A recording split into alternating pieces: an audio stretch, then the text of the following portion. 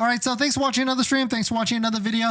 My name is Dennis, and I love talking about Tesla deal hacking, as I like to call it, but basically just getting the best deal on Tesla at the best financing rate. So definitely hit that subscribe if you're interested, and definitely check out my Patreon link down below in the description where you can support the channel and get access to the ultimate Tesla buying guide out there with all the best interest rates for financing your Tesla. And as an added benefit, I do respond to all DMs in the Patreon app, and you can schedule a phone call with me where we can go over your exact buying situation on how to get the best deal at the best financing rate. And shout out to my latest Patreon member, Tenet. Thank you for supporting. If you want to check it out, Patreon link down below in the description. And today's live stream is partnered with Mint Mobile, where you can save money on your mobile phone plan for $15 a month, but more on that later. So there's various discounts that are happening right now on Tesla vehicles, in inventory vehicles, not ones that you could order, but ones you can place your name on, put a deposit, and take delivery. So I scoured to see which one is the lowest one with the discount, or just the lowest one, most inexpensive configuration possible for the Model Y, which has 1.99% financing, and for the Model 3, which also has 1.99% financing. And this might just be the beginning of all of this, because inventory for the Model Y and the Model 3 is still staying at pretty high levels right now. Let's just remove Model S and Model X so you can get a clear picture. Pink line is Model 3, and the yellow line is going to be the Model Y. And we're just talking about this because certainly in August 15th, that's going to be the first day that we're going to be keeping our eye on, because that is when the supercharging incentive ends. That 3 months of free supercharging goes away. And so there's going to be a good opportunity to see, is Tesla going to enhance that? Are they going to make it better? Because their goal is to sell as many vehicles every single day and every single month, but certainly by the end of the quarter, which is going to be September 30th. And usually about the third or fourth week of the month, that's when Tesla starts to introduce a lot more demo discounts,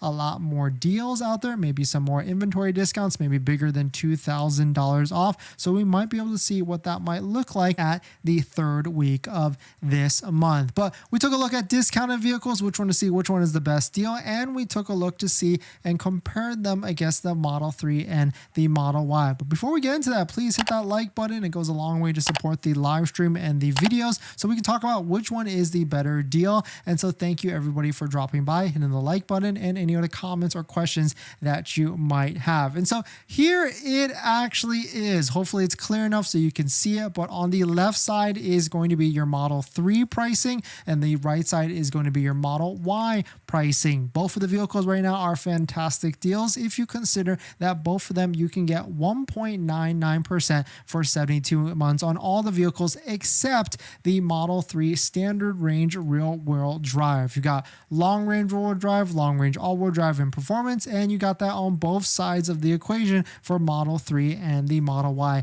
In the middle here is where you can see the difference in terms of the price of between the two. So like Model 3, you can see like it's usually across the board, it's going to be a little bit more expensive than the Model Y. For some reason, Tesla is trying to price the Model Ys a little bit cheaper for almost all the models except for the performance. Performance is going to be your better deal at the end of the day across the board for which ones. And of course, the Model Y standard range doesn't qualify for the tax credit, and the Model 3 standard range rear wheel drive does not qualify for the tax credit as well. So here it is. So for most of the vehicles, Model Y is going to be more expensive. You can see the price differences in the middle. So $5,400, you're stepping up and paying more, going from a standard range Model 3 to a standard range Model Y. For a Model 3 long range rear wheel drive to a Model Y long range rear wheel drive, you're going to be paying $2,600 more. And the Model 3 long range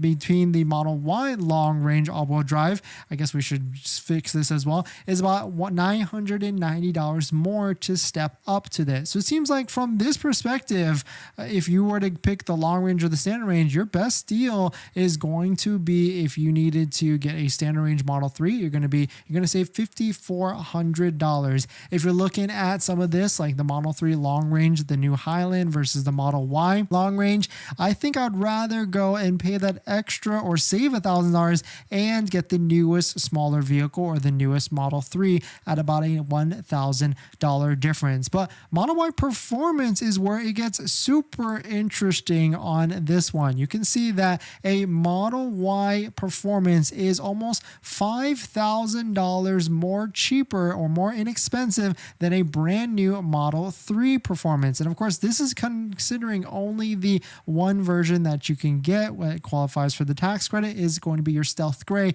at under $55,000. So really interesting to see across the board that some of the deals are some of the pricing that you can get. So let me know, which one are you buying? Which one are you going to be selecting and going for? Because, we've had all of them, the Model 3, the Model Y, SX, and now Cybertruck, and we've had the older Model Y. So no matter what, I'm going to be leaning towards the Model 3 because it's something new. I haven't tried it yet, but taking a look at some of these prices, you can start to see it. Like maybe the Model Y performance, if this is going to be your first Tesla, or maybe you're going from an older Model 3 and trying to figure out which one should you get. I mean, the Model Y performance is a slick deal compared to the Model 3 performance. So is it worth paying $5,000 or $4,500 more and getting a new Model 3 performance or over the Model Y performance?